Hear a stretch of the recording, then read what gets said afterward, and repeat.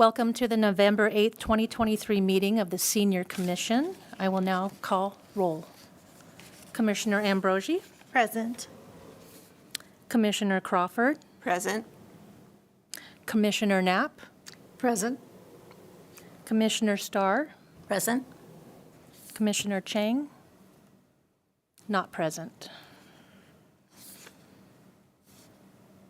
I'll now turn it over to the co-commissioner. I want to welcome the public to our meeting today, and we will start with our Pledge of Allegiance. Will Commissioner Ambrosi lead us in the pledge? I pledge allegiance to the flag of the United States of America and to the republic for which it stands, one nation, under God, indivisible, with liberty and justice for all.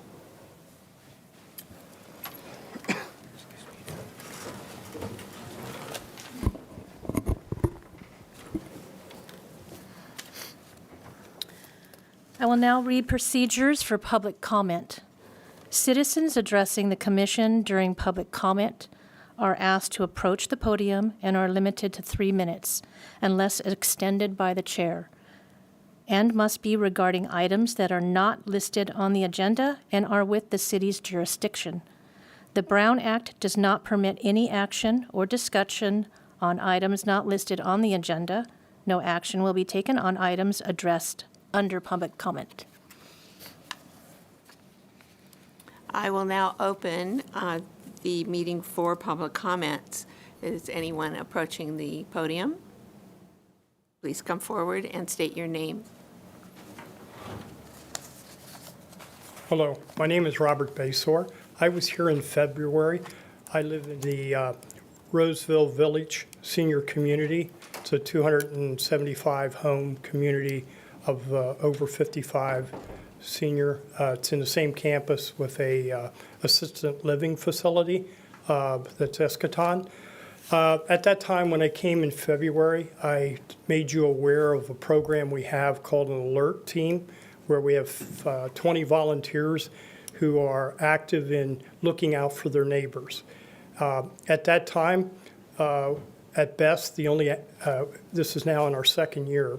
First year was greatly assisted in bringing this thing together by the fire department and police. They helped support us. They came to a town hall meeting.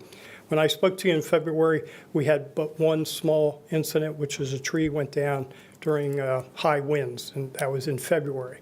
Since then, I can report that we've had 3 more incidents, and you would think in a community like we live, gated, no possible flood situations, no fire danger, how could we possibly have 3 more incidents? We did. April 6th happened not too far from us. Won't get into those details, but it did affect us in that we felt compelled to let people know to prevent them from going down that direction and detain them to some degree. So that was all just precautionary. Then we had in, I'll say August, there was a truck went off the road at Blue Oaks up onto a transformer. We had a fairly large fire there. Because of it being on an electrical outlet or transformer, we weren't able, or the fire company was unable to extinguish it for some time until they had confirmation that the electric was off in that box. But it did come very close to entering our community. We did evacuate a homeowner to make certain she was not in there. We heard popping, so we knew that there was potential explosions. But in our small community, this was a major wake-up call for us. And we learned from that experience that we didn't necessarily have in place all the things we needed for our alert team.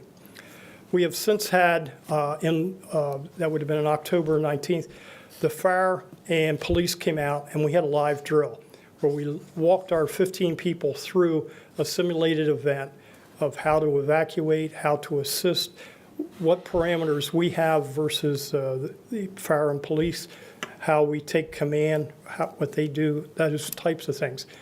And the only reason I'm here today is I would just encourage all senior communities to think about having at least in place an evacuation plan, but also having volunteers ready, because every decision's made literally within minutes. That fire, I had thought was merely an electrical outlet. The utility had sent out an alert, hence didn't think about it, but then I looked into the sky and there's this black pillar of smoke. So immediately our action went from, okay, that's okay, the power will be off for 2 hours, we'll let people know, to we had to move to get that lady out of her house in case the fire did go there. So I just want to thank the fire company and the police department. They did an excellent job when they came out. They brought a hook and ladder truck. We didn't need it, but it was a fun drill for everybody. But it really pointed out the seriousness, and they passed on to us some of the protocol that we need to follow. So again, I thank Roseville. An excellent job. Thank you. Thank you very much for your comments. Okay. Is there anyone else who has a public comment to offer? We'll close the public comment, and we will return to the minutes. Next on the agenda is the approval of minutes from our meeting on May 10th, 2023. Is there a motion to approve? I move to approve. And a second? I second it. Thank you. Let's take a vote. All in favor, please raise your hand. Aye. Do we need a roll call vote? I'm sorry. Yes. Do we need a roll call vote on the minutes? We don't need a roll call vote. We just need to figure out how many ayes and noes or abstentions. Okay. So all the ayes raise their hands. Are there any noes? Raise your hand. Any abstentions? Raise your hand. Thank you. The motion is approved. We're going to move on to the next section, which is the Placer County Elections Office transition to the Voters' Choice Act election model. And Jeff Narrison will introduce our speakers. Good afternoon, Commission. I want to introduce Stacy Robinson from the Placer County Elections Office and her team, and we'll be doing a presentation on the new Voters' Choice Act.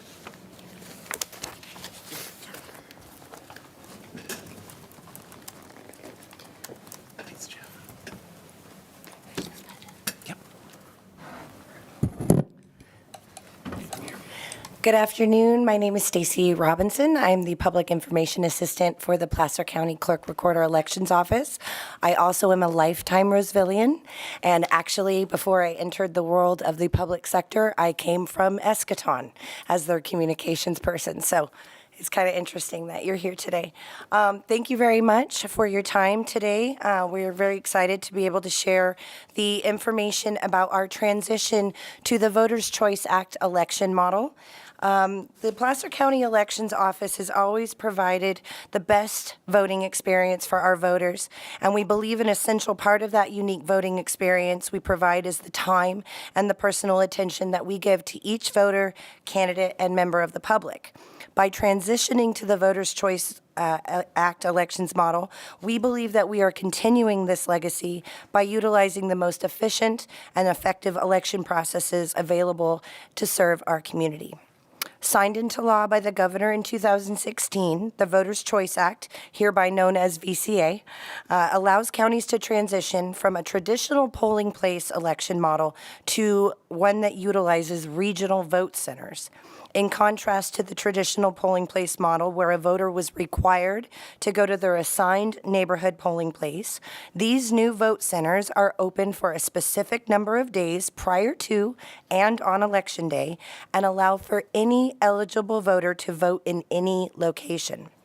Today, voters are more active and mobile in comparison to previous years, and having to cast their ballot at a polling place near their residence only open on Election Day may not be entirely convenient or meet their needs. With VCA, the Placer County Elections Office can offer them voting services at any vote center in the county on a multi-day schedule, allowing them to cast their ballot in person or drop off their vote-by-mail ballot while traveling to or from work, school, and other activities. We believe that the VCA election model will actually encourage more in-person voting by providing these additional days and locations for individuals to vote. And in a geographical diverse county such as Placer, this flexibility also brings additional in-person voting opportunities and assistance to all our voters, including those living in very rural areas and those residing in historically mail ballot only precincts, meaning that they never really had the option to vote in person, that they were asked instead to utilize their vote by mail ballot. And we're very excited to be able to offer in-person voting to all of our voters. Part of the decision to transition to VCA arose from the increasing difficulty to secure 200 to 250 polling places and retaining more than 1,000 poll workers for each election. The VCA Vote Center model radically decreases the number of required locations as well as the number of staff required to operate them. The number of vote centers for the next election was determined using the formula laid out in Elections Code 4005, which stipulates that there must be one vote center for every 50,000 registered voters that is open every day 10 days prior to and on Election Day. These are also known as 11-day vote centers. The code also stipulates that there must be one vote center for every 10,000 registered voters open every day 3 days prior to and on Election Day. These are also known as 4-day vote centers. Currently, the Placer County Elections Office forecasts 29 vote centers in total, 7 11-day vote centers that will be open for 11 days, including Election Day, and an additional 22 vote centers 3 days prior to and including Election Day. Vote centers will be open at least 8 hours per day, 3 to 10 days before election, from 8 a.m. to 4 p.m. Monday through Friday, 8 a.m. to 4 p.m. on weekends, and 7 a.m. to 8 p.m. on Election Day, as always. Each vote center will be staffed by 5 to 10 election officers. Election officers, in a change from previous years, will actually be hired through the county as senior election aides, formerly known as inspectors, and election aides, now formerly known as clerks. All election officers will undergo a background check prior to receiving paid training in their positions. We are hoping to recruit at least one Spanish-speaking election officer for each vote center and a Tagalog, Punjabi, and Korean-speaking election officers to provide language assistance at our targeted language vote centers. Voters will actually be able to vote off a completed vote-by-mail ballot into a sealed bag located within a vote center, as they have in previous elections. And if the voter wants to vote their vote-by-mail ballot in the vote center, there will be voting booths available for that purpose. Upon completion of their ballot, the voter can deposit their vote-by-mail ballot with an assigned envelope in a returned bag for processing at the elections office. But with the recent passage of Assembly Bill 626, a voter may now bring their vote-by-mail ballot without the identification envelope to a vote center in person, allowing their ballot to be cast, processed, and counted in the same manner as a poll ballot cast at the vote center, meaning it will not need to be taken back to the office for verification and processing, which we feel will very much increase the efficiency of the count, which we know most of our registered voters are very concerned about. A handout of the proposed vote centers was handed out at the start of the meeting, and that list will be accessible on the Placer County Elections website for all to view as soon as it is finalized.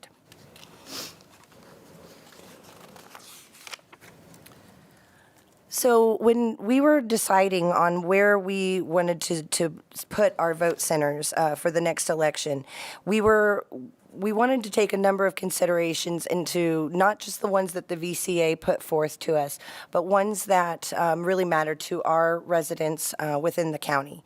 Among those considerations were the availability of public transportation, population centers, areas of historically low usage of vote by mail, low-income communities, geographically isolated communities, traffic patterns, language minority populations, and accessibility.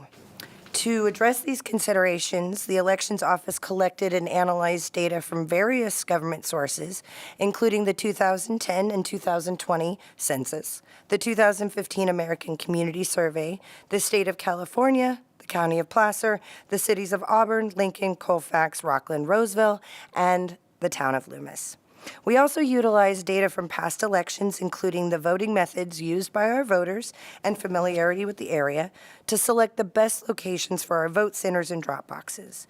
Whenever possible, vote center locations were picked from previous polling places that the Placer County voters are already familiar with.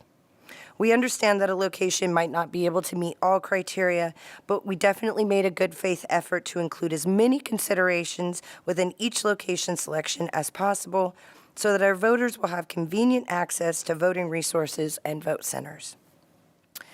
Okay, so about our 11-day vote centers. Starting on this Saturday, 2 weekends before the election, 11-day vote centers will become available throughout Placer County. These centers give the public the opportunity to register to vote, obtain a replacement ballot, submit their voted ballot, or vote in person. One of the things that we have noticed from our partners in other counties who have been VCA counties for quite a while is that there is a very distinct pattern of not very many voters coming to vote in person during that 11-day period. I know that Philip and Ryan have been keeping a very close eye on it, and even in the current election that just occurred yesterday in Sacramento County, I think it was reported that not many showed up until about Sunday or Monday, if that's correct. So we anticipate the same. Obviously, we need to meet the requirements of the VCA, but we anticipate that being very much the same, that most of our in-person voters will show up about 4 days to 3 days prior to the election, utilizing that weekend time. Some of the considerations that we will have specific to our senior voters and those with disabilities is making sure that we have equal accessibility for all voters at all vote centers. We will offer remote accessible vote by mail, also known as RAVBM voting.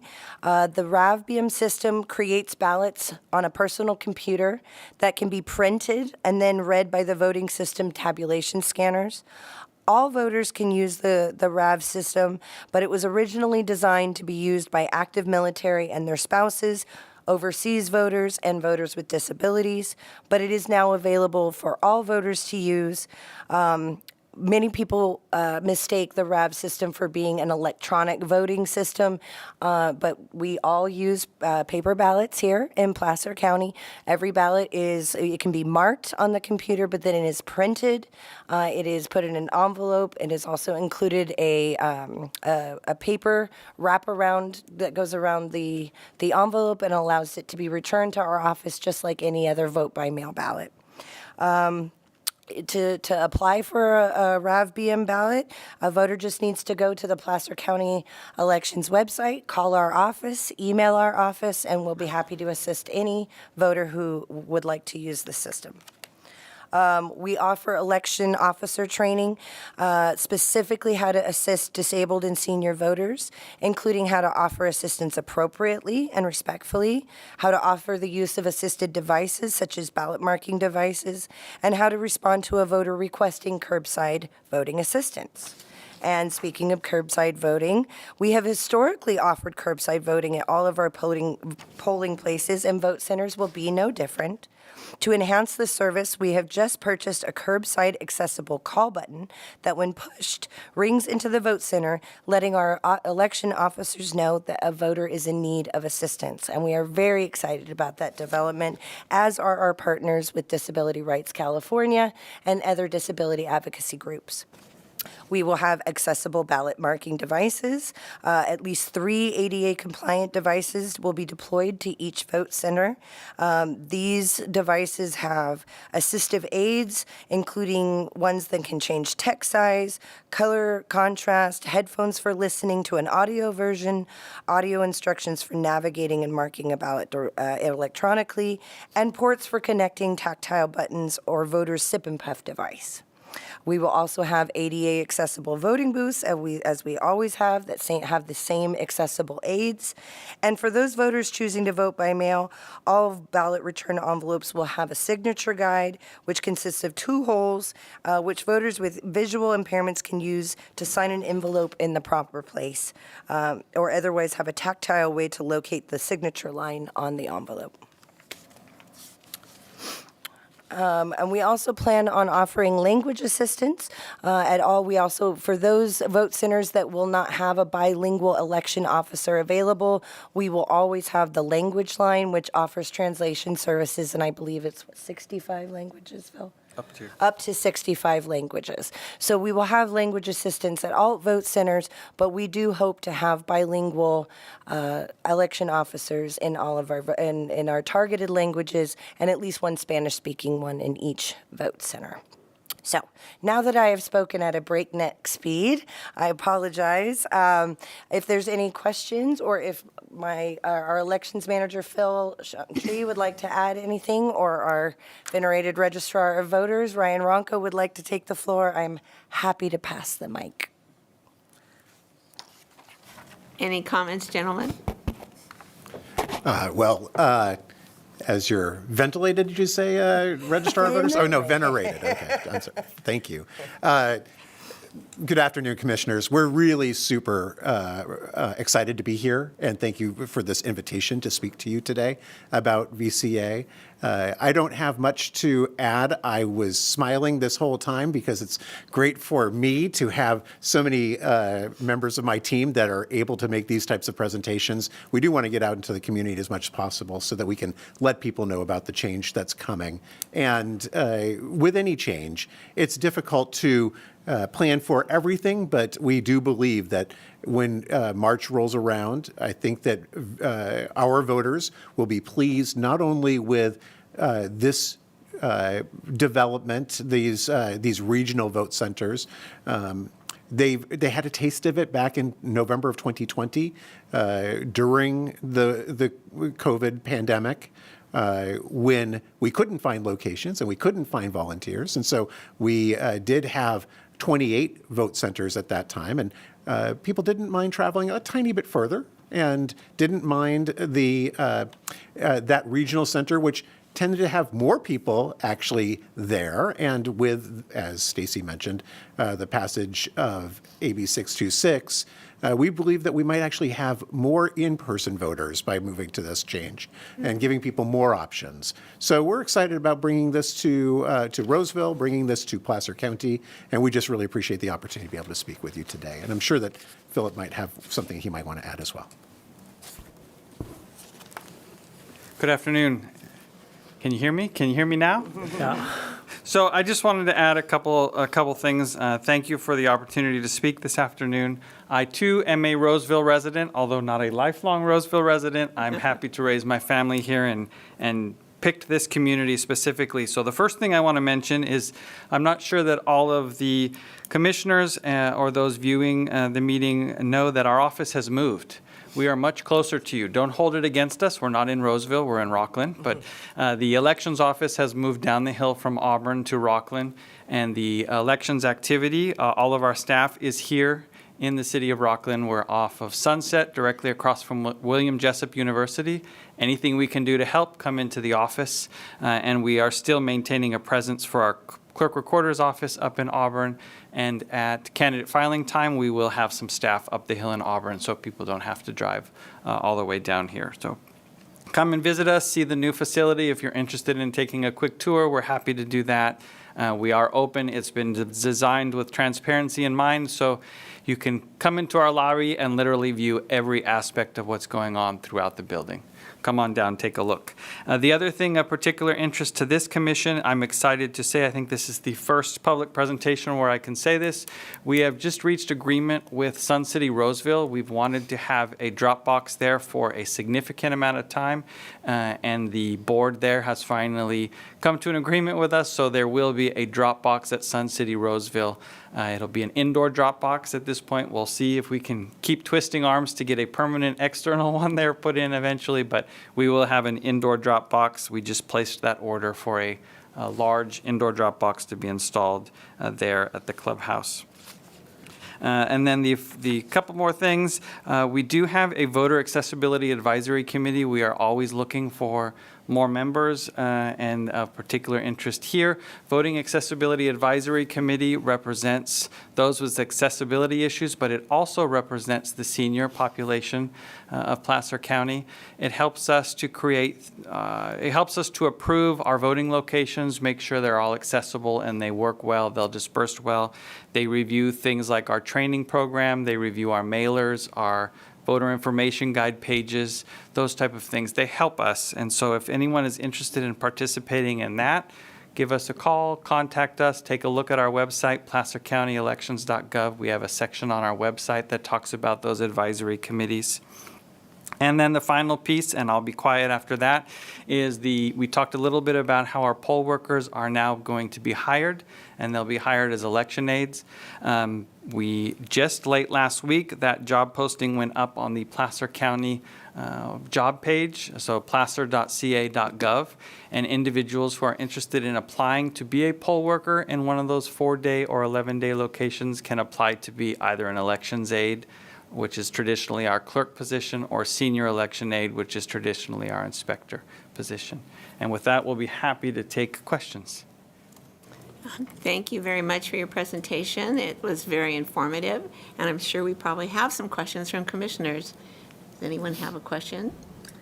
I have two questions, actually. Thanks, Arlene. One is, I was a poll worker, not the last election, but the one before. And the process of having individuals that are assigned to that location come in and check in off this long list to make sure that they were at the right location was very tedious and slow. How will this work when there is now an open opportunity to go anywhere? How does that work? Is it going to be digital, or how do we expedite that check-in process? So first, I can't thank you enough for being a poll worker. Thank you, thank you, thank you. If we weren't in a public setting, I would get down on a knee and thank you. That is the lifeblood of the crucible of democracy. Our polling places, our vote centers is where the rubber meets the road, so thank you. Absolutely correct. It will become a digital process. There's not a whole lot of data that goes back and forth, but it's one of the reasons why we will be background checking all of our staff now and why they'll become staff. And it's not so much there's going to be confidential information that's going back and forth. Our voting system is completely separate from our voter registration file, and so that's not connected. Basically, you're going to have access, though, to the information for all registered voters in the county. So we are making sure there's a background check. When you look someone up, for example, Philip Chantry, myself, goes into a vote center, you're going to put my name in, just my first and last name, and it's going to pop up with my name and address, my political party, and my precinct number. And it will tell you whether I voted already. So basically, all it's sending back and forth is a 1 or a 0. A 1 means I voted, 0 means I haven't voted yet. And that's all that's going back and forth. It'll go back and forth over a secure network. We are using multiple cellular networks so that if someone wanted to try and watch the traffic and all they're going to see is the name and the 1 and 0 going back and forth, but they won't know which cellular network to watch because it's going to go back and forth on multiple cellular networks. But it will be a digital check-in process. The other nice part about that is if you worked in a polling place, you know that when Philip Chantry goes into a polling place, if my name is not on the roster, because I went to the wrong polling place, I was driving down the road and saw the flag and stopped to vote, that I would have needed to vote a provisional ballot, which was a more tedious process. Now any voter can go to any location. Once you check in, you're going to instantly be marked as having voted. The system updates every 20 seconds. So that if you drive down the road and go to another vote center, you've already voted, you can't vote again. But if you live in Roseville and you're up doing business in Auburn for the day and decide you want to stop in and vote, you can absolutely go to that location and do so flawlessly. You're not going to have to vote provisionally. It should speed things up and make things much easier for our poll workers. And I'm going to add in, if I may, Commissioner Starr, and just mention that we talked a little bit about this idea that vote-by-mail voters will have a new option that they will be able to take that voted vote by mail ballot, the one that they marked at their own home, and when the vote centers are open, they will be able to go to a vote center. And unlike in the past, where your option was to drop that vote by mail ballot off for counting later, they would be able to check in with that front counter person. That person would be able to see if that person has voted yet or not. And if they have not yet voted, we would be able to open the envelope and have that ballot be counted at the polling place on Election Day. I think that many people are surprised to find that if you have voted a vote by mail ballot and you're dropping it off at the polls on Election Day, it's not counted at the polls on Election Day. It actually isn't counted for maybe even a couple of weeks after the election. And as that information gets out, that there's now this new option allowed by state law to have your ballot, if you're willing to wait, and we can check to make sure you haven't voted anywhere else. And we check you in and you get to be able to put your ballot into that scanner at the polling place. I think that a lot of people will want to avail themselves of that option because they want their ballot counted immediately if they can, if they have the time to be able to check in. So we do think that that's going to be a wonderful option for our vote-by-mail voters, not just the people that wanted to wait until Election Day to be able to cast a ballot. So thank you. Speed up And- those results coming in as well, which is Absolutely. key. My second question had to do with, there are certain groups that are always questioning the accuracy of our elections, as we know. Do you see any opportunities in any part of this? By the way, I really love the new process, totally support it.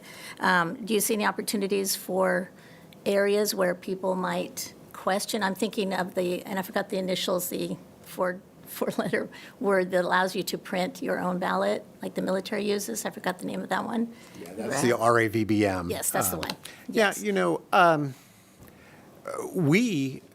It's our job as elections officials to talk to people about their concerns that they might have about the process and let them know how we address those concerns. Because whether it's pre-election logic and accuracy testing or it's chain of custody protocols that we establish as we transport materials to a polling place and back from one, or the post-election audit of the vote to ensure that the tabulators counted ballots accurately. All of that is public processes. And so when people do have questions about the election, and there are many questions, and there have been more questions in the 30 years I've been doing this, we've always had questions, but there are more questions in the last 4 years than there probably were in previous years. But it's our jobs to be able to answer those questions. And we really actually welcome that opportunity. As Philip was mentioning earlier about transparency, we take that seriously in our office here in Placer County. And we love to be able to show that process to anybody that wants to take the time to come and see our operation. And consider this an open invitation for anybody that's listening to come to the office, especially when we get closer to Election Day. Yeah, we're busy, obviously, but we want to take that time to show somebody the process of checking signatures on vote-by-mail envelopes so that we can ensure that each and every envelope in each and every election, that signature is checked to make sure that it matches what's on file. Or they want to ask us questions about that hand counting process to confirm the computer count after the election. This is all public processes, so we're happy to be able to have people there. And I'll let Philip speak more to the RAVBM process. I gave him the hard part. Oh, and by the way, I'm from Roseville too. I want to make sure that I point out we're all from Roseville up here. So. I will say it's not some mysterious elections model that we're transitioning to. We've actually done this prior. The November 2020 election during the height of COVID and with the state mandates and executive orders and legislation coming out of Sacramento, we did this in November of 2020. We actually didn't have 29, we had 28 vote centers, but we did it for 4 days. We had absolutely zero complaints about the process. Our observers were able to come and watch. We, prior to each election, send out letters to the political parties, the central committees, the grand juries, the candidates, the elected officials throughout Placer and invite them to come in and watch the process. And we're known and welcome the fact that any member of the public who comes in, even if it is that busy time, 3 days before an election, we will stop what we're doing and say, come in and take a look and take you through the process. RAVBM, Remote Accessible Vote by Mail, is something that Placer County, we were at the leading edge. I don't get a chance to brag about our staff very often, but we were at the leading edge. We implemented Remote Accessible Vote by Mail in Placer 2 elections prior to it becoming law. We applied for and received a grant and implemented it. And Stacy was absolutely correct. It was originally designed to allow people who are in the military to vote that way. It has since been transitioned to allow all voters to vote that way if they're interested, although we really would prefer that you don't. But we will open it up to everybody. And it is... You register, we give you some login information, we send you a direct link to a website, and it is just an accessible, you put in some quick information, non-complicated information, it downloads a ballot to your computer, and then it separates from the internet. And then you're on your own, on your home computer, using whatever assistive technology you have, whether you're sight impaired, you need a sip and puff, a jelly switch, whatever you're using to complete that ballot.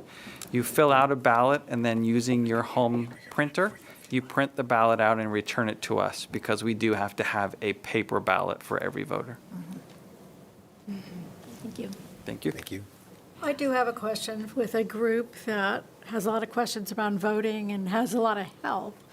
Is how do you get this information to people that are in assisted living or independent living group homes, like terraces down the street? And I think there's Sierra Regency is independent living.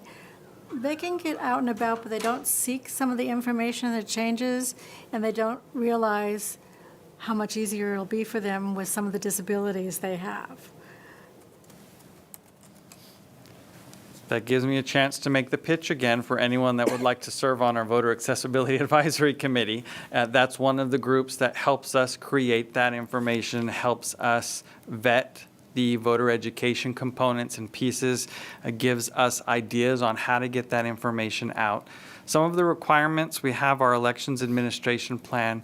Transitioning to the vote center model was really at least a year process of working through the requirements with the state. We actually just received, within the last 2 weeks, our formal letter back from the state approving our transition and our elections administration plan. So it was a little bit of celebration in the office after that year process. But part of that elections administration plan, which is available on our website, kind of highlights some of the requirements and some of the voter education components. A very high level, it will be the social media components, the email components, the working with our city clerk's offices throughout the county, outreach to our senior communities, to our language communities. We've recently done some things, like part of the transition was really pushing for the drop box at Sun City Roseville. We have 2 drop boxes at Sun City Lincoln.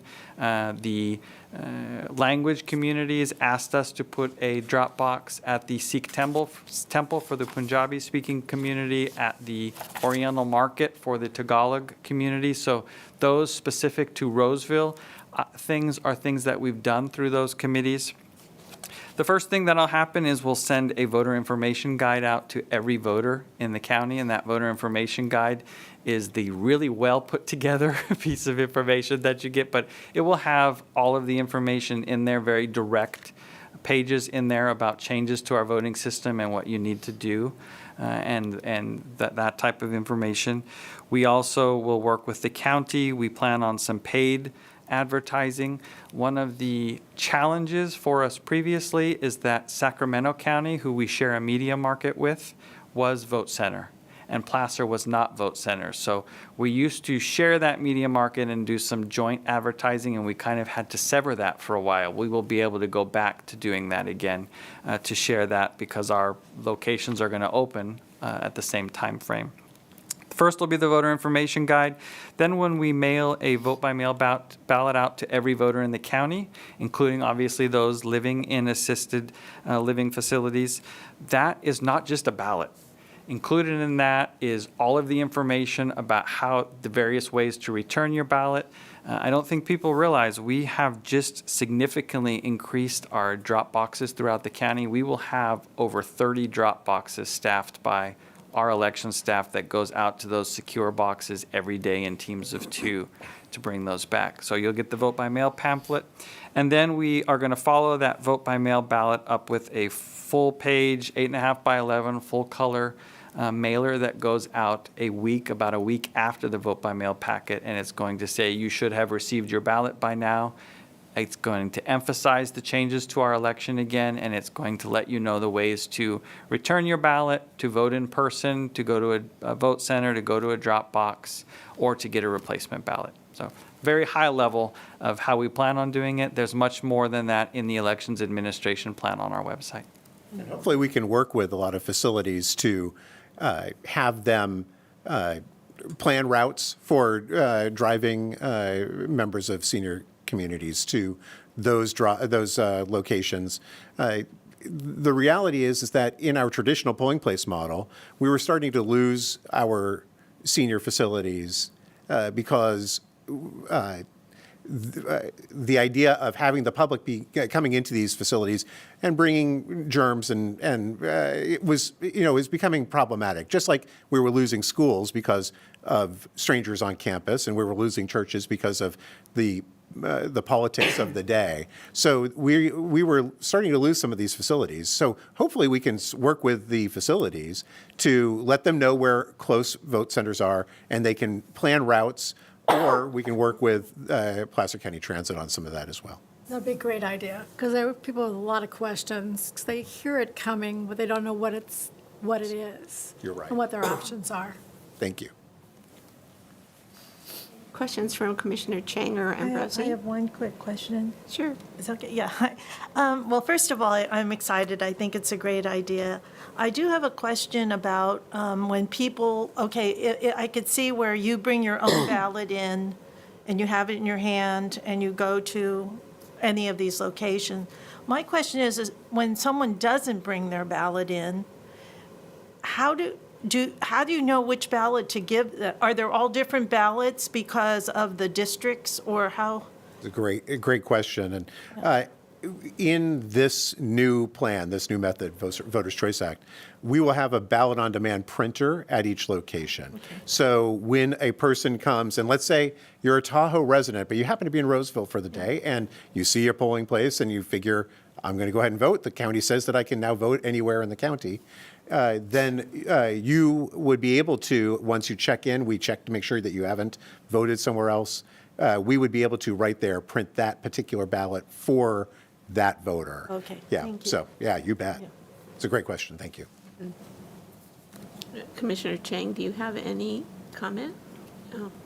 I will make a comment. I also have been a judge and an inspector for a couple of cycles, and I've always been impressed with the work that's been done by the Office of Elections. They've provided very good training. It's a very long day, and at my age, I wasn't really hoping to be doing it again, but this is a more manageable day to be a poll worker that's just an 8-hour day. So I think that that's a big improvement in terms of recruiting volunteers. And the other issue is that I've been into your new office, and it is very open, very transparent. They are very helpful. If you walk up and you have a question, you need assistance with something, they are Johnny on the spot, ready to go. So I really do appreciate what you're doing. Recently, they gave a presentation at Sun City Roseville, and was very well received with lots of agreement that this is information that a senior community really needed. And so I was very happy with the city staff when I suggested that we make this part of a public presentation, because I think that the more we get this word out, the more seniors will feel comfortable voting and voting securely. And it's a great opportunity. I mean, I have been a vote-by-mail ballot for a number of years because I was working the polls that day. And so for now, I get to go in and actually put my ballot in the machine, and I love that idea. So I think there's a lot of improvements, and I really do appreciate what's been done. Are there any follow-up comments by the commissioners? Okay, then I think that we're ready at this point to open it up to public comment. Is there any member of the public who wishes to give public comment on this item? You would have 5 minutes to address the item listed on the agenda. Please come forward and state your name. I'm Robert Basor. I also was a judge, and what else was I? But I've done about 6 or so cycles. I totally, absolutely agree. Incredible, the work that has been done. We saw over the last couple elections, we were starting to drop below 100 people walking in. It was time to move to new technology. So you're way ahead of the curve. It's excellent. The only thing I would ask is any thought given to the children. If there's something that made my day every time, is when a parent brought that kid in. Absolutely. What we do here in other counties is that it gives the parents a little bit more opportunity to bring their children to an active voting location, because now we will have all of our centers open at least a Saturday and a Sunday. And so they don't have to try to fit it in on the Tuesday of Election Day anymore. And so it's really given even more of an opportunity for students to see the importance of taking that civic responsibility and going to the polling place and voting. Very So good. thank you. And if you need a town hall meeting, I can host one at Eschaton. We got it. Then Philip's writing it down, so we're doing it. Thank you, Robert, and thank you for your service as a poll worker, too. We appreciate it. Oh, great. Another member of the public is coming forward. Please state your name. Penny Beingessner. My question is, how are you going to get the information to seniors who do not have computers, who do not really take the time and the effort to read newspapers, read their mail? Are you going to have meetings at various community centers both during the day and in the evening? Because a lot of people work, and I'd rather hear some of the information than have to sit and try and understand what I am reading. But I wholeheartedly love this new idea. And I like the idea of being able to drop it in, because I was vote by mail and always dropped it in the drop box. And I'm glad to know that I can drop it in, although I would like to be able to drop it in more than 4 days before, because when I get my ballot, I go through it and I'm 2 weeks before have my thoughts in order, and would love to be able to drop it in rather than holding it for those 4 days. You bet. Thank you so much for those comments. We are looking for any opportunity to come and speak. And one of the wonderful things, and why I was smiling so broadly as Stacy was giving the presentation, is we don't have to just rely on the registrar of voters to make these presentations. We have a bunch of our team who now are ready and able. So if you know of meetings that where we could give this same type of presentation, we would be very happy to be able to attend those. And just a quick note on your other comments. The vote-by-mail ballots that people would cast a couple of weeks before the election were the ones that were the first ballots to be reported. So when I said earlier that people don't know that when they drop a ballot off at a polling place, that ballot's not being counted, I don't want to give the impression that we didn't count any of the early ballots. If we got that ballot about a week before Election Day, then it was part of the count that would be released right at 8 p.m. at Election Day. So that behavior that you have, where you vote early, is wonderful. We're grateful that people are interested in voting early. And if you want to vote your vote by mail ballot up to a week before the election, you should have very good confidence that it's going to be part of that right at 8 p.m. when the polling places close count that's reported. And then throughout the evening, as results trickle in from the polling places and you start to see incrementally during election evening the totals increasing, those are the reports from the polling places themselves. So usually, let's take 2022 as an example, we had 61,000 ballots that were counted before the polls closed at 8 p.m. on Election Day. And that was 61,000 people that decided to vote a week early and have their voices heard.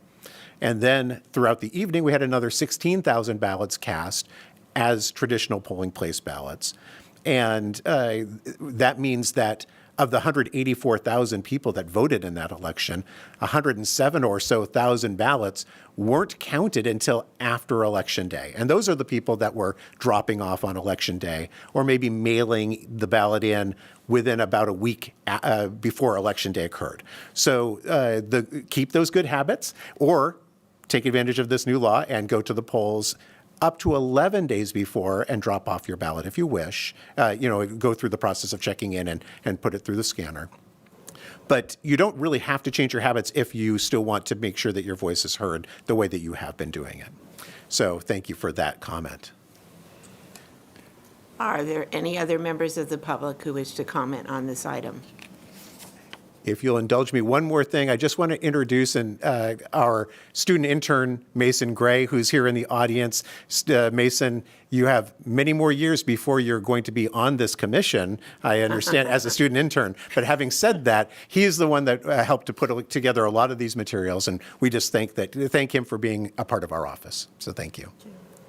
Getting youthful voters is just as important as the senior voters. That is correct. Yeah. We really appreciate the wide range of people that the Office of Elections tries to include. So thank you again. Thank you.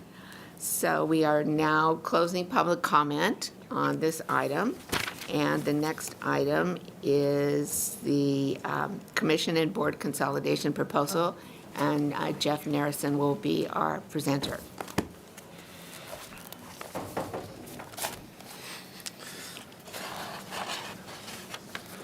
Good afternoon, Commission. First, I just want to say thank you to the Placer County Elections Office for coming in to do this presentation. Certainly, we know it's important, but I think the information they provide is super informative and quite frankly, motivating, kind of how we're moving forward with the process. So thank you for taking the time to come in front of the Commission to do your presentation. Thank you. Thank you, Jeff. I'm so sorry. I'm struggling with allergies right now, so I apologize. No worries. I want to have a coughing fit. She's driving back in another car, I'll tell you that. Thank you so much for your time. Thank you. Okay, I guess I'm up, huh? All right. Good afternoon, Commissioners. I'm Jeff Nearson, your Parks and Recreation Libraries Manager. Today, I'd like to share some information with you regarding the consolidation of the Parks, Recreation, Libraries Commission and boards. There are 3 commissions and boards that fall under the Parks, Recreation, and Libraries Department.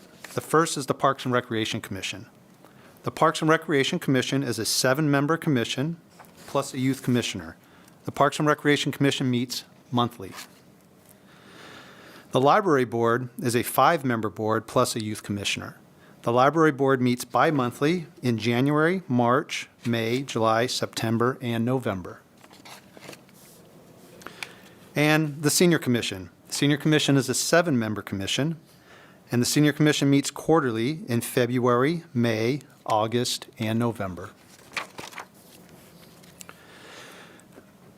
On your screen, you'll see this is the current membership of each of these groups. On the left, you see the Parks and Recreation Commissioners. In the center, the Library Board members, and on the right are the Senior Commissioners. Members of the board and commission serve staggered terms of 4 years, with no member serving more than 2 consecutive terms. Youth commissioners serve a 1-year term. You will see that the terms for most of the current members end in December of 2024. Mm-hmm. The asterisks indicate that these members are eligible to reapply when their current term ends. Staff propose that these three groups consolidate into a single Parks, Recreation, and Libraries Commission effective January 1, 2025. That means that all our current board members and commissioners whose terms end in 2024 shall serve the remainder of their term. While there are still specifics to be worked out, one option is that those whose terms end in 2026 will become the inaugural members of the Parks and Recreation Libraries Commission effective January 1st, 2025. Those whose terms end in 2024 and are eligible to reapply may do so if there are vacancies to the Parks, Recreation Libraries Commission at that time. It is proposed to continue to have youth commissioners on the Parks, Recreation, and Libraries Commission who serve a one-year term. And it is proposed that the Parks, Recreation, and Libraries Commission will meet monthly. Now, there are many benefits to consolidating these groups. This will provide a more meaningful experience for the commissioners and board members with topics that relate to a broader range of parks, recreation, and libraries issues. Meetings are canceled occasionally, and this consolidation would result in fewer meeting cancellations since there will be more topics to cover. At times, there are insufficient topics to justify a meeting for any one of these groups. A consolidated Parks, Recreation, and Libraries Commission better reflects the mission, vision, and goals of our Park and Recreation Libraries Department as one united department. We also recognize that some individuals may use this opportunity to serve on a board or commission as preparation for potential future leadership, such as City Council. This consolidation will provide members with a wider city perspective and better preparation for such opportunities. And lastly, the consolidation would result in more efficient use of city funds and resources. Preparing for and conducting each meeting requires considerable staff time for multiple departments, certainly the Parks, Recreation, and Libraries Department, but also involved in the planning, posting, and broadcasting of our meetings are the City Clerk's Office, the Public Affairs and Communications Department, and the City Attorney's Office, just to name a few. Today, we wanted to share this information and staff's recommendation that these three groups be combined into a single Parks, Recreation, and Libraries Commission. While this is not an action item for you today, we do want to provide you with the opportunity to ask questions, and we would like to get a sense of whether this is a consensus from this commission for this consolidation. A similar presentation was made at the Parks and Recreation Libraries Commission on Monday and will be made to the Library Board this month. The next step would be to seek approval of the City Council. At this time, we will open it up for your questions and any comments you may have. Thank you. Thank you, Jeff. Are there any questions from the commissioners? I have a couple questions. If I wrote this down right, there were 7 members of the current Parks and Recreation Commission. Is that right? 7 and 7 of the senior and 5 of the libraries? Correct. John, if you want to go, can you go back to that slide? Yes. There it is. Yes. Oh, yeah, it's totally off. Okay, so 8, so 14 plus 7, so 22 total. So are they proposing that the new blended group will now be only the original number of 8? So the blended group would be those commissioners whose terms end in 2026. They would be the inaugural board. And so the idea behind the number of commissioners with the proposed new commission, I think we haven't really landed on that number yet. We may look at 7 plus 1, meaning the 1 being the youth commissioner. We may look at 8 plus 1 being the youth commissioner. But in this model, you would have 3 Parks and Recreation commissioners, 3 Library Board commissioners, and 2 senior commissioners that would take on the new Parks, Recreation, and Libraries Commission in 2025. So that's 8 people total. So is there a concern that we're reducing the resources by this much, that we're not going to be able to accomplish what we need to do? I mean, I see that as a negative. If we're going down to only 8 people with all 3 of these commissions, what are we going to be giving up in terms of the work that we do? I don't know if we would be giving up anything. I mean, I think the idea is that having a broader range of perspective and opportunity for the community to come to talk before one commission, to provide any types of concerns, as we've heard through one of the public comments today about the safety component at Senior Communities or the presentation for the Voters Act, that those types of presentations or concerns or information being presented to one board, I think would provide just a wider range of outreach. And then again, just a broader perspective of commissioners who have a variety of history or information, if blending the libraries, the Parks and Recreation Commission, and the Senior Commission. I don't know if it would change.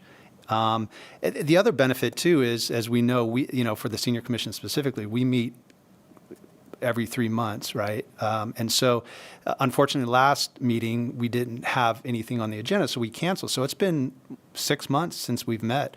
The benefit of the new commission, that's a monthly meeting, so there's a lot more opportunity for people to come and provide information or express a concern or whatever it might be. So I don't know if we see it as a reduction of resources. I think we see it as an increase of opportunity for the community and the commission. I guess it depends on how busy the other commissions are, because certainly we defined our goals for the year. Some of those goals have not been achieved for good reasons, but we did do our best to try to create those goals. I assume the other commissions did the same thing, but I'm thinking if you're going from resources of 22 down to 8, there has to be something lost in that. I see from the public's point of view or from streamlining meetings, I think that's all a positive. But just in terms of, it just seems like a drastic reduction, 22 down to 8. And the other concern I have, it's good that there would be 2 from the Senior Commission represented on this new one, but the naming of the commission itself doesn't incorporate those goals of the Senior Commission. There's nothing in there about services for the elderly, for instance. It's strictly parks, recreation, and libraries.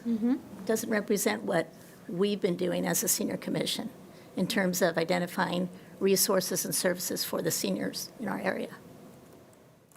I don't know how you rename it without it getting super long, but it would be good for the public to know that that's in there somewhere.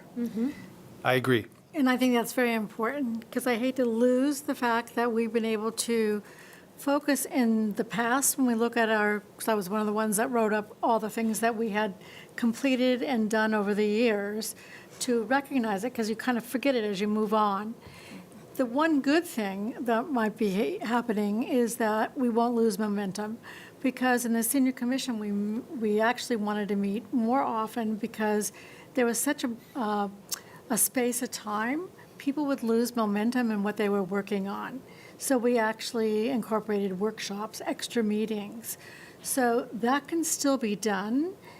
I just don't want to lose the focus on things to just activities for seniors versus, which is very important, versus some of the other things like transportation about town. So we don't, because we spread even further than public libraries and parks to big issues of transportation when people can't drive anymore.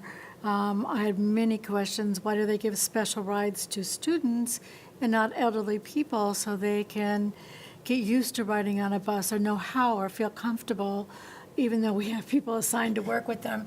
It's a matter of getting them to do it the first time, and then, oh, that wasn't so bad. That was pretty easy. Just work with somebody with Uber. The bad part with that is one day it was $6 and the next day it was, I think it was $14, because it's on need. So introduce them to they had no idea of dial-a-ride. So again, getting the information out there and not losing it. We had that problem also, is we had a lot of resources, and then people just kind of floated it away. They came new. They didn't know where to find out about it. It wasn't on the city website at that point.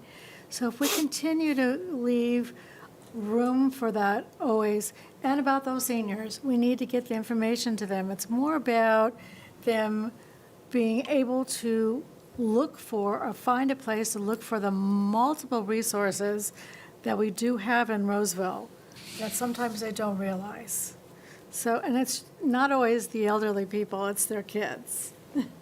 So you have to look at all ages for this. In fact, I've been discovering as I work with older and older people, it's the children that are seeking all that information. So I think it's important we keep that part of the focus, and I agree with you. Somewhere it gets lost with the name Senior Commission. Somehow bring it out as more than activities that like MIDU or the pickleball, which everybody recognizes the Senior Commission getting some focus on. But other than that, other necessities they have as they get older and love living in Roseville and don't want to move to assisted living. We have a lot of things going on. In fact, when my mother came and I was looking at places that she might be able to live, people said, haven't you been to Maidu? All the activities they have, and now you have a couple of places for that. So it's, again, keeping that in the forefront and not losing it in just the Parks and Recreation. That's all Maidu is. When you come new, you don't know all the things that we have provided. Are there Thank you. any comments, Commissioner Chang? Yeah, I think in principle, I like the idea of blending the committees. I think each committee has specific strengths.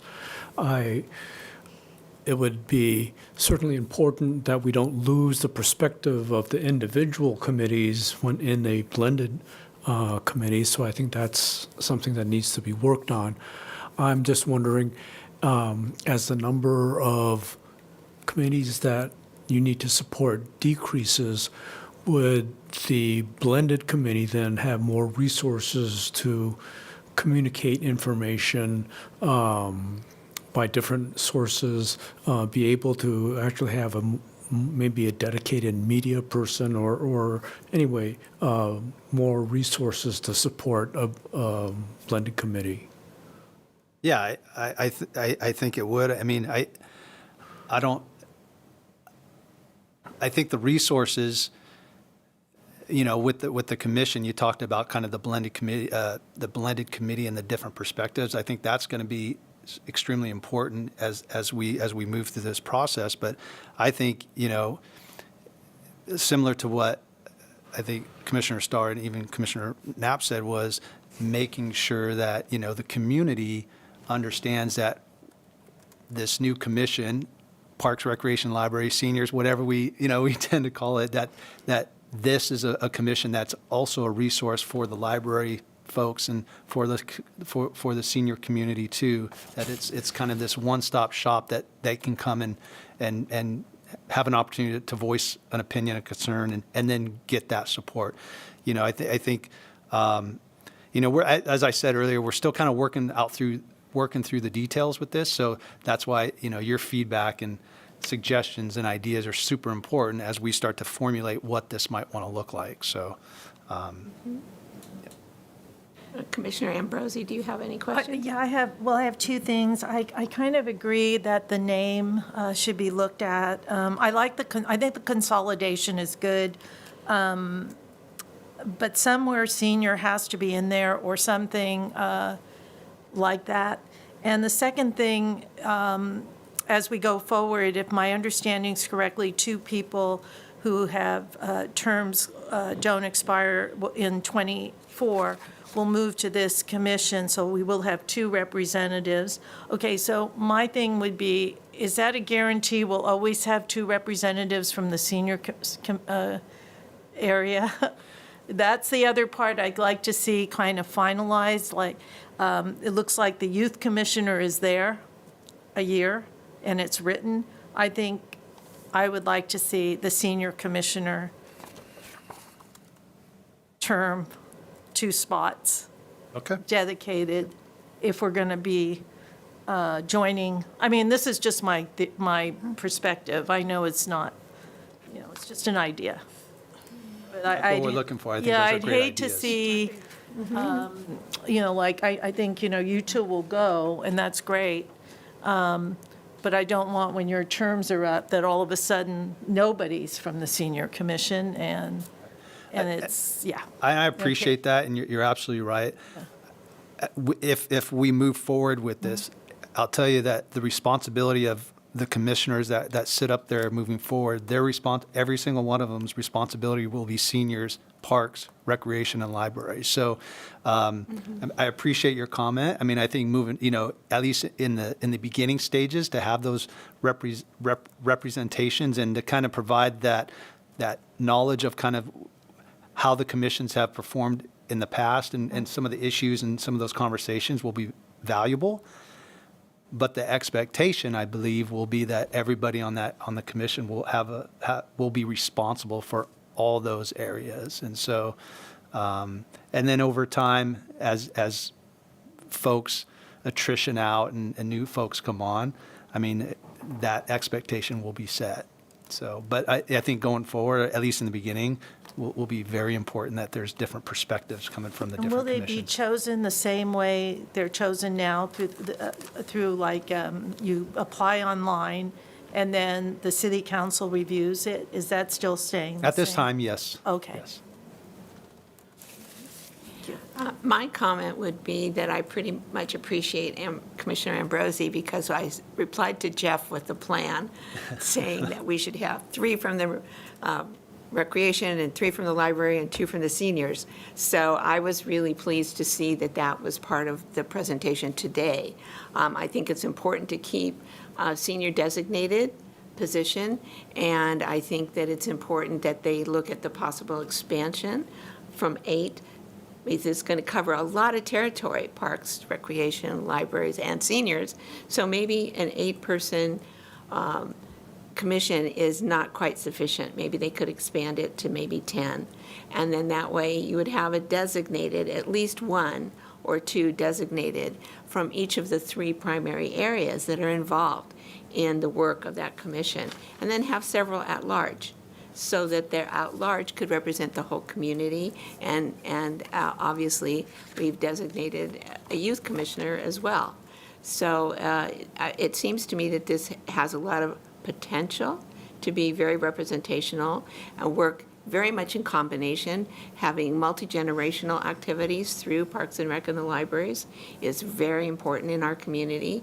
I've seen the statistics on the large number of seniors that are in fact in the city of Roseville. And so we really want to make sure that that community still feels represented by all of our commissions. So a small name change and making sure that we have some designation for the seniors within that group, I think would be important to us.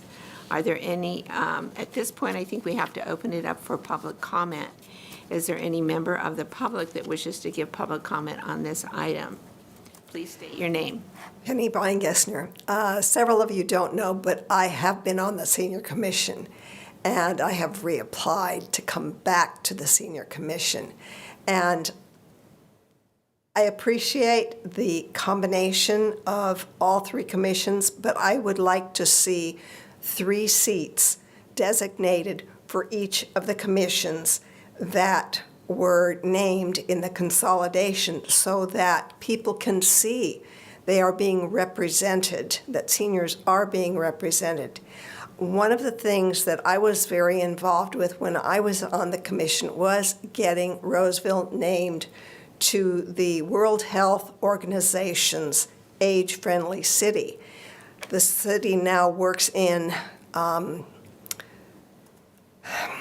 connection with AARP in keeping that designation going, and it is a very valuable designation because it says that Roseville considers its seniors. Part of what we did at that time was what's good for seniors is also good for all age groups because more seniors develop more handicaps. So you're covering a handicap population that is not necessarily seniors. And seniors have many activities that they like, and those activities also are fun for all age groups. But in this consolidation, I would really like to see 3 seats designated. And I like the at-large also because then they can roam. That makes for a large commission, I know. The other comment was, if you're going to have this larger commission, having it late at night is a problem. A lot of the older folks don't like to drive at night. So either providing transportation to and from so they don't have to drive at night, and ending the commission meetings at a time when they're still active enough to really be able to participate, and having other meetings during the day. Thank you. Thank you very much. If there's any other member of the public wishing to come forward? No, I don't see anyone approaching the podium, so I will close public comment. Could I have a question or not? Is it too late to ask a question? It's not too late. We Okay. can always go back to the commission. So we had, initially, there were supposed to be 7 commissioners on the senior commission. We were missing one. Jeff? Correct. So are we since this would take effect in 2025, correct? Would we be adding another member for this interim year, or would we just freeze it at 6? That's something we have to look at. We've been at 6 because we hadn't had any applicants. But what I had learned today from Penny is she had applied, and so I think she might be the only applicant recently for this 7th position. So that's something I'll have to follow up with the city clerk's office to kind of see where we're at in that scenario. I've noticed that those updates that the city puts out on job openings and also openings on the commissions, the senior commission opening has not been posted there. We had Quite some talked time. today, and it will be posted. And then could I have a look, maybe either after, on that one slide that you had that showed the various commission members and when their dates expired and all of that? Yeah. I just want to look at it if you want to. Okay. And Penny, you wanted to come forward to make another comment? Certainly, we can hold it open. You have two commissioners leaving this year that cannot reapply. So you have 2 spots that will be 4-year positions, and that will leave them with 3-year seats in the new proposed combined commissions. And I was thinking that I'm probably going to be considered for maybe one of the new seats rather than taking over one of the old times. Because what happened to me when I first applied, I was on for 11 years. But the first time was a 3-year term that somebody had dropped out, and I got that. So I was still eligible to sit on two terms. So it was quite a long stay. So in this case, with a seat being vacant, 2 seats being vacant, I'm just assuming that they would put me for the 4-year term. So my understanding when I applied, and Commissioner Chang may also want to weigh in on this, is that when I was given, for instance, a 1-year term, I was told I could apply at the end of that term for the 4-year, and it would be pretty much a done deal. So it like rolls over the priority to the commissioners that are already on the commission, not new people applying. Now, Right. this all may be a moot point anyway, because we won't have enough positions in '25 to accommodate me on that commission, but that's kind of my understanding. Is that what you thought too? That you could reapply for a 4-year? You could. Yeah, you're automatically eligible to apply for You the are 4-year. eligible to. I guess at this point in time, since the whole Yeah, it won't matter now. consideration for this consolidated committee and the rules and regulations haven't been established, it's kind of hard to say what I'll do. So if there are no further comments, I will go ahead and close the public comment and commissioner comment on this item and hand it back to the staff to prepare the work they're going to do at the city clerk's office. Yeah. Yeah. All right. The next item on the agenda are the board and commissioners' staff reports. So shall we start with the staff? Do you have any updates or comments for the commission? Do. Just a couple exciting things that are happening. I want to inform the commission. A little bit, just an update with our FAB program and some of the things that we just did coming up. So recently, the FAB program took 25 seniors to a brunch and on a river cruise last month out on the Delta in downtown Sacramento. Hugely popular, very well attended, great feedback. Had lunch on the river, took the Delta, or on the Delta, had a great time. This month, we're taking 25 seniors to Apple Hill, which is probably our most popular trip of the program, to Apple Hill. Senior prom, we held the senior prom last year for the first year. People shortly thereafter was like, when's the next one? Very, very well attended. So we established April 27th at the Wood Creek Golf Course is the next senior prom. Tickets will go on sale January 9th. This past Saturday, we held the Holiday and Native Craft Fair at the Maidu Community Center and the Maidu Museum and Historic Site. Super great event, very busy. I don't know if anybody had a chance to attend. I know Miss Penny worked and I think she was selling product, and so large crowds, great event, always has. We had over 120 vendors between the Maidu Community Center and the Maidu Museum and Historic Site. So great turnout by vendors. Beautiful day, brought out a lot of people. So we're very happy about that. And then a couple large events that are coming up over the next couple months. So tomorrow, Thursday, November 9th, we have our Honoring Veterans event from 5 o'clock to 6:30 here at the Vernon Street Town Square, and it coincides with Food Truck Mania. This family-friendly event honors all those who served and those who continue to serve in our military. There will be live music, food trucks, a donation station for care packages, kids' activities, resources for veterans and representatives from various military branches. This is the second year we're hosting this event, and we're super excited to do this.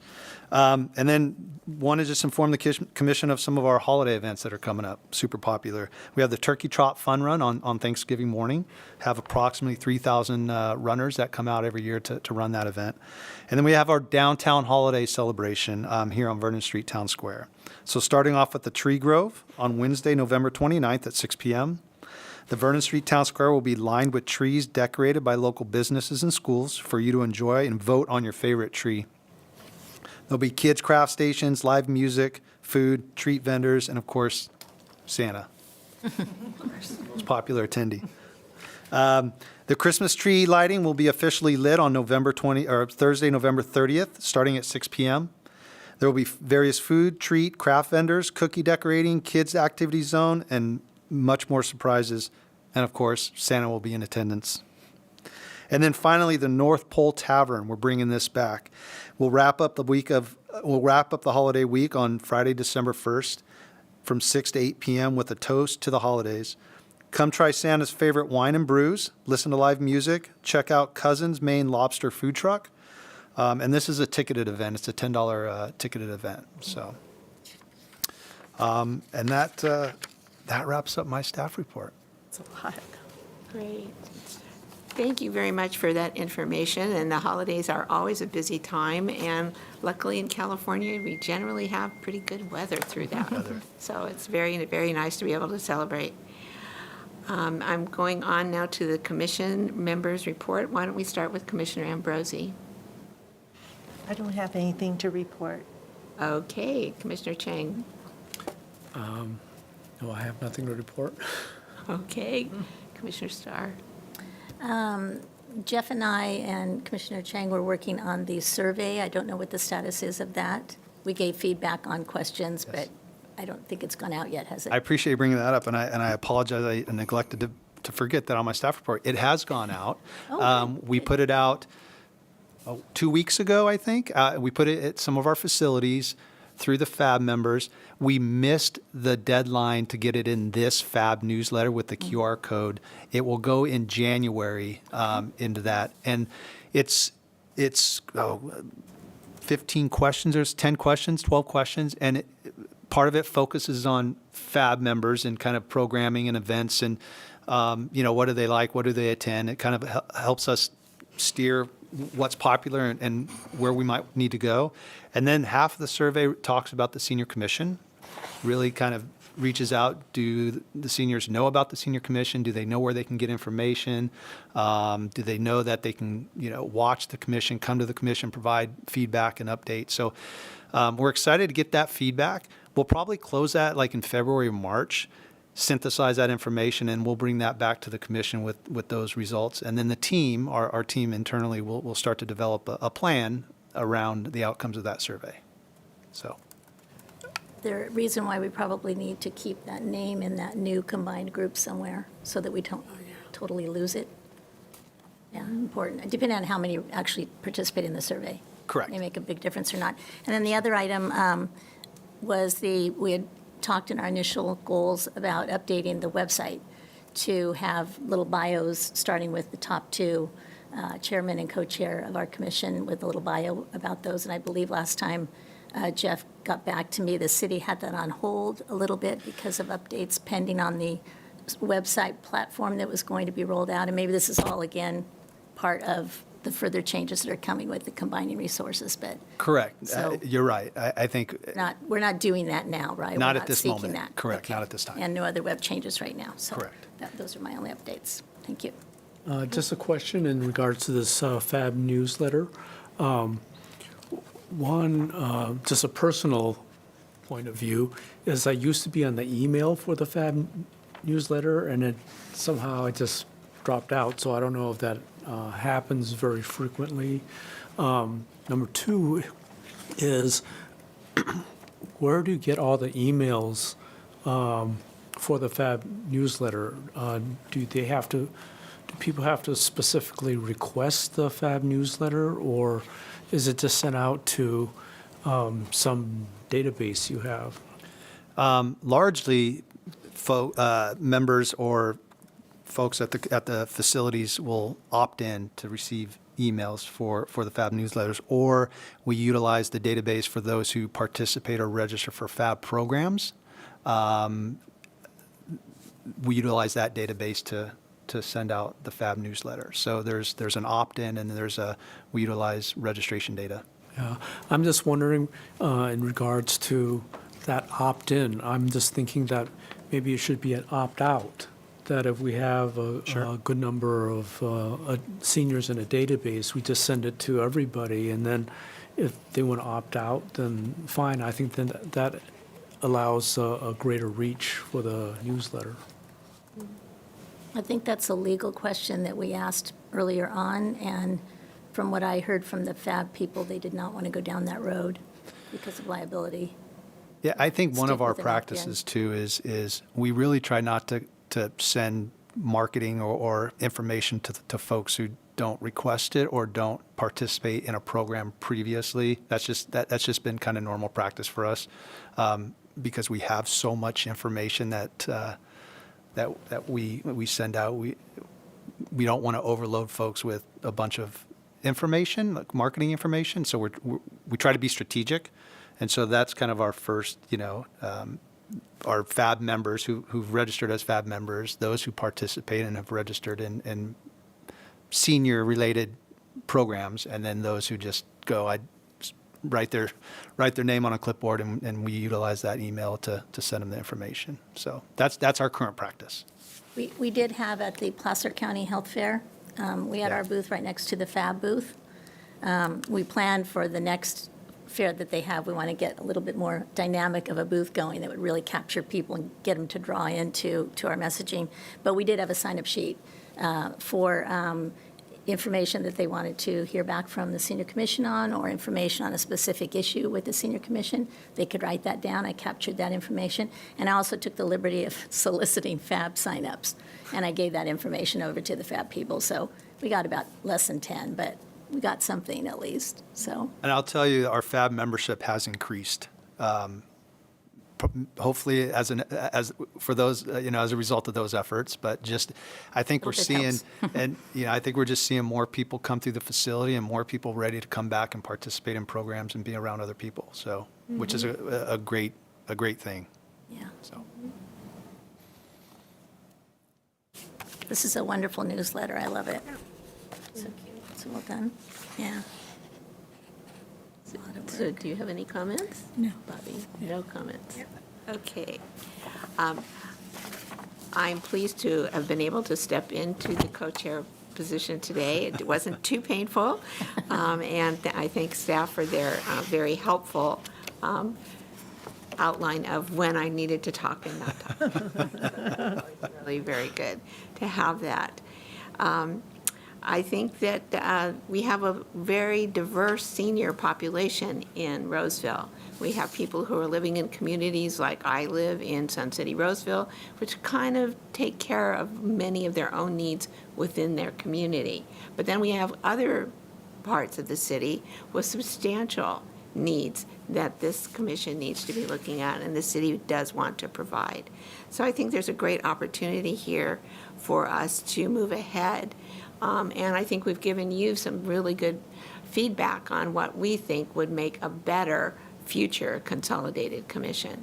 So if you could be sure to let us know if it shows up on a city council agenda sometime, so that we can make sure that we give our council member and have public comment on it when that time comes, because I think we all have an opinion and want to be heard on that item. So that would really be very, very helpful.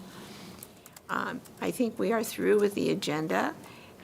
Is there anything else that needs to be taken up at the last minute?